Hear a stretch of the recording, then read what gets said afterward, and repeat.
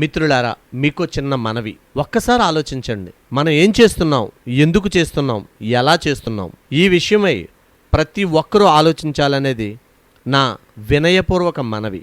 ఎందుకంటే అధికారులు 1కి 10 సార్లు మాస్కులు ఉపయోగించండి, శానిటైజర్ ఉపయోగించండి అని చెబుతున్నా తమకేమీ పట్టనట్టు వ్యవహరిస్తున్న మనం ఎంతవరకు సబబనే విషయాన్ని కూడా ఆలోచించుకోవాలి.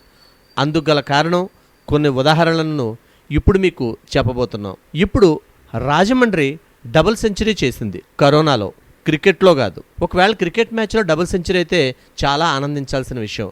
అదే కరోనాలో అయితే 200 కుటుంబాలు ప్రమాదంలో ఉన్నాయి. దీనికి బాధ్యులు ఎవరు? బాధ్యత లేకుండా, మాస్క్ ఉపయోగించకుండా, భౌతిక దూరం పాటించకుండా ఉండే మనమా? ఎస్, మనమే. ఖచ్చితంగా 100కి 100% కూడా మనమే. ఎందుకంటే ఇప్పుడు మీకు కొన్ని విజువల్స్ అనేది మేము చూపించబోతున్నాం.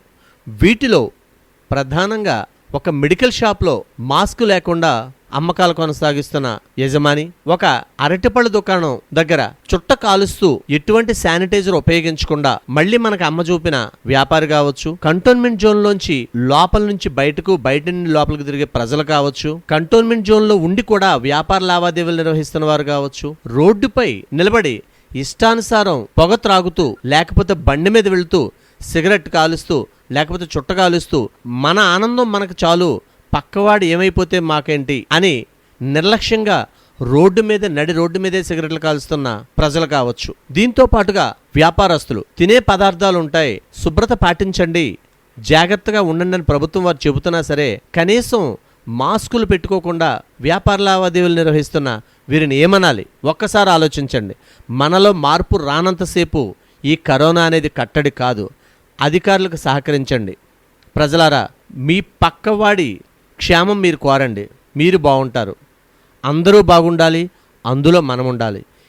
ఇదే లక్ష్యంతో మనం ముందుకు వెళితే చాలా బాగుంటుందనేది మా అభిప్రాయం. ఈ యొక్క వీడియో ఎవరిని ఉద్దేశించి కానీ ఎవరిని కించపరచాలని ఉద్దేశం కాదు. ఒక సగటు పౌరుడిగా ఒక బాధతో చేసిన వీడియో. బాధ్యత లేని వారిలో కొద్దిపాటి మార్పు కలిగి భౌతిక దూరం పాటిస్తూ, శానిటైజర్ ఉపయోగిస్తూ మాస్కులు పెట్టుకుంటారని ఆశిస్తూ మీ సురేష్, విఎస్బి టీవీ.